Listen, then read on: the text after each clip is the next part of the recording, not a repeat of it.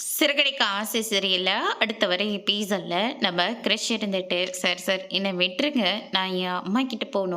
தயவு செஞ்சு என் அம்மா ரொம்ப பாவம். அந்த வீட்ல ரொம்பவே கஷ்டப்பட்டுட்டு இருக்காங்க.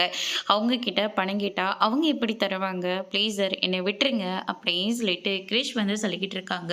"ஐயோ! குட்டி உங்க அப்பா கிட்ட எவ்வளோ பணம் இருக்குன்னு தெரியுமா?" அப்படின்னு சொல்லிட்டு பேய வந்து சொல்லிக்கிட்டு இருக்காங்க. அதுக்கு அடுத்ததா வந்து பார்த்தீங்கன்னா, ரோகிணி வந்து அழுந்துகிட்டே இருக்காங்க. இப்படி தனிமறைமா உட்காந்து அழுந்துட்டு இருக்கிறதுக்கு பதிலா, வீட்ல எல்லார்கிட்டயும் உண்மைய சொல்லலாம்ல. அதுக்கப்புறமா எல்லாருமே கிறிஷ வந்து தேடுவாங்கல்ல அப்படின்னு சொல்லிட்டு மீனா வந்து சொல்லிக்கிட்டு இருக்காங்க. ஐயோ! மீனா நீங்க வேற ஏன் நிலைமை தெரியாம இப்படியெல்லாம் பேசிக்கிட்டு இருக்கீங்க? போதும் மீனா, என்னை மேலும் மேலும் நீங்க கஷ்டப்படுத்தாதீங்க. நான் எனக்கு மட்டும் உண்மைய சொல்லக்கூடாதுன்னு ஆசையே என்ன. என்ன பண்றது? என் சூழ்நிலை எப்போ வரும்னு எனக்கு தெரியாது. கிரிஷை எப்போ மனோஜ் வந்து முழு மனசோட ஏற்றுக்க போகிறாருன்னு எனக்கு தெரியல. அப்படி ஏற்றுக்கிட்டக்கு கண்டிப்பாக நானே எல்லா விஷயத்தையும் சொல்லிடுறேன். இப்போவே பாரு, கிரிஷ் தொலைஞ்சு போனாலையும் பரவாயில்லன்னு சொல்லி ஆன்ட்டி வந்து சொல்லிக்கிட்டு இருக்காங்க. மனோஜும் அப்படி தான் சொல்லிக்கிட்டு இருக்காங்க. அதனால தான் ரொம்ப கஷ்டமாக இருக்குது.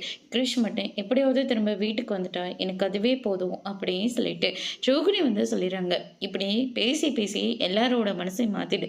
ஆனால் நீ எப்போ தான் உண்மையாக சொல்ல போறியோ தெரியல.